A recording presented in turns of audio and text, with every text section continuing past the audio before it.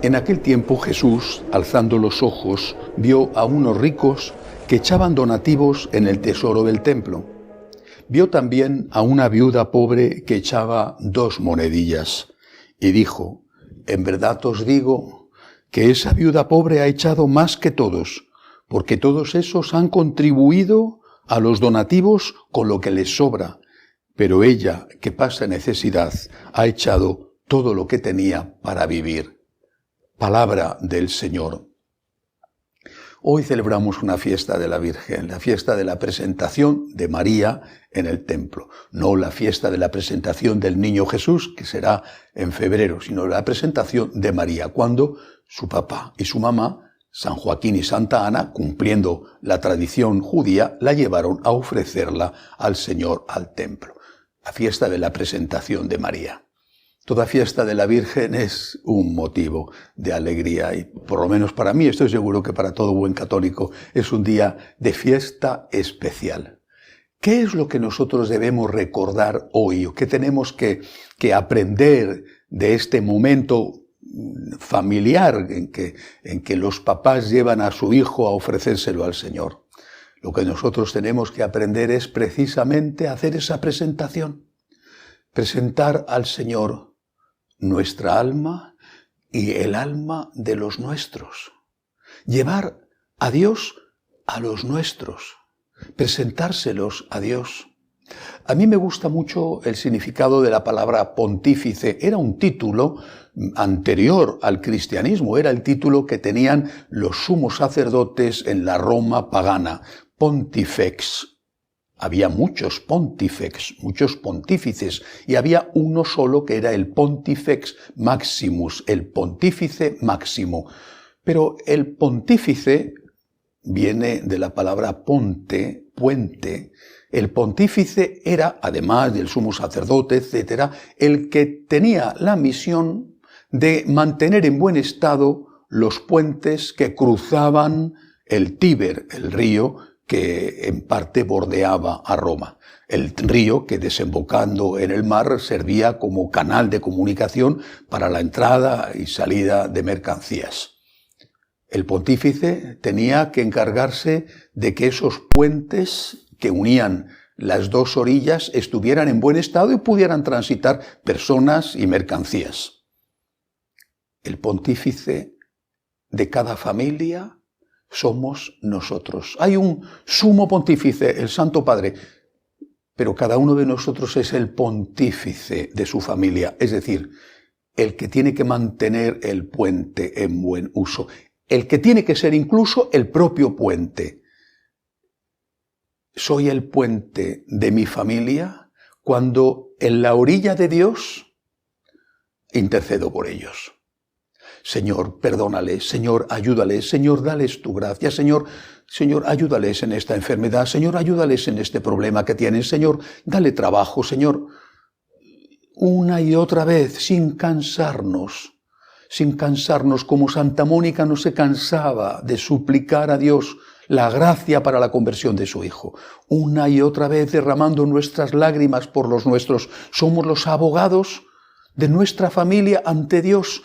A veces incluso puede ocurrir, y por desgracia muchas veces sucede, que somos los únicos, que ya la familia se ha alejado de Dios, fueron educados en la fe, recibieron los sacramentos, en otros casos ya ni eso, pero se han alejado, se han llenado de soberbia, les han lavado el cerebro, les han hecho ver que tener fe es una cosa anticuada, y en ese alejamiento de Dios han cortado con sus raíces, han cortado con aquella formación maravillosa que fue y sigue siendo, aunque no se den cuenta, tan importante en su vida. Son buenas personas, dicen muchos padres, pero no tienen fe, es decir, viven de la herencia, pero ya no incrementan la herencia que poco a poco se va gastando y que pasará a la siguiente generación muy mermada. Si los hijos vivieron de la herencia, los nietos tendrán ya muy poca herencia que recibir, como por desgracia sucede.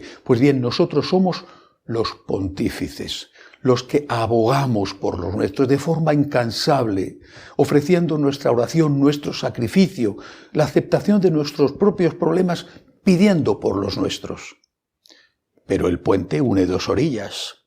Ante Dios somos los abogados de los nuestros, pero ante los nuestros somos los abogados de Dios. Y también, de forma incansable, con prudencia, pero sin miedo, con prudencia, que es una virtud que hay que aplicar siempre, pero sin miedo. Somos los abogados de Dios ante los nuestros, con la palabra, cuando es necesario, cuando es oportuno, y sobre todo con el ejemplo.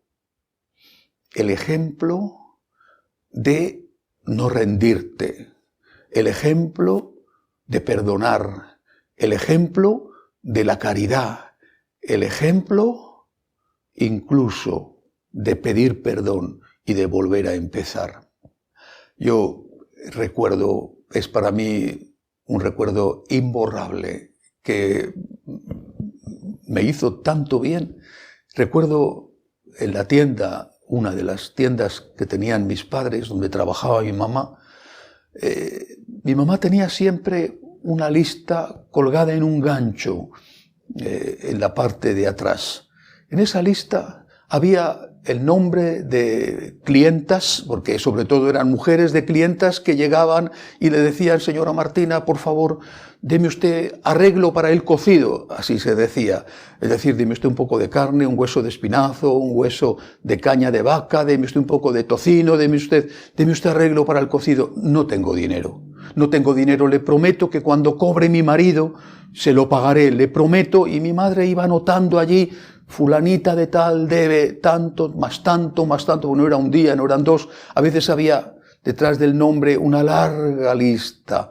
Y no pedían jamón ibérico y no pedían filetes de ternera, pedían aquellas mujeres sencillas, mujeres de obreros, en un barrio obrero donde nací, pedían para sacar adelante a su familia. Porque quizá el marido ganaba poco o porque el marido era un borracho y se lo gastaba a veces de mala manera. Y mi mamá una y otra vez les daba prestado. A veces, muchas veces, esa mujer, cuando cobraba el marido, lo primero que hacía era acudir y pagar la deuda. Bueno, otras veces desaparecía. Y mi madre perdía todo aquello. Y yo lo veía, yo la escuchaba porque estaba a su lado, escuchaba las súplicas de esas mujeres angustiadas y cómo mi madre les daba la comida, sabiendo que era posible que jamás recuperara ese dinero y no le importaba. Bueno, pues ese es el ejemplo. Ese ejemplo yo lo he recibido. No puedo ver un problema, un drama, si es que puedo hacer algo por ayudar. He visto a mis padres hacerlo. Bueno, pues eso es lo que tenemos que dejar a los nuestros. Ese ejemplo, el ejemplo de esa mujer, de ese hombre que han sufrido tanto y que sin embargo no se han rendido, que no han matado a sus hijos aunque fueran pobres y que han incluso abierto su puerta a otros que no eran de su familia o miembros de su familia que quizá después ni siquiera se lo han agradecido. Nosotros tenemos que ser el abogado de Dios delante de los nuestros, con nuestra palabra, con nuestro ejemplo. El ejemplo de aquel que sabe poner una palabra de perdón cuando tiene ira en su corazón. El ejemplo de aquel que sabe pasar la página. O el ejemplo de aquel que sabe humildemente pedir perdón cuando se ha equivocado. El ejemplo de la caridad. El ejemplo de la oración. Eso queda. No sabemos cuándo dará el fruto, pero queda. Estará oculto, tapado por toda esa montaña de basura, toda esa cantidad inmensa de argumentos que han metido en la cabeza de los tuyos para alejarles de Dios, pero está ahí, está ahí. Y quizá cuando ellos pasen sus propios problemas, cuando todas esas cosas que les han dicho no les sirvan para hacer frente a esos problemas, se recuerden. Mi mamá, mi papá, pasaron cosas peores que yo.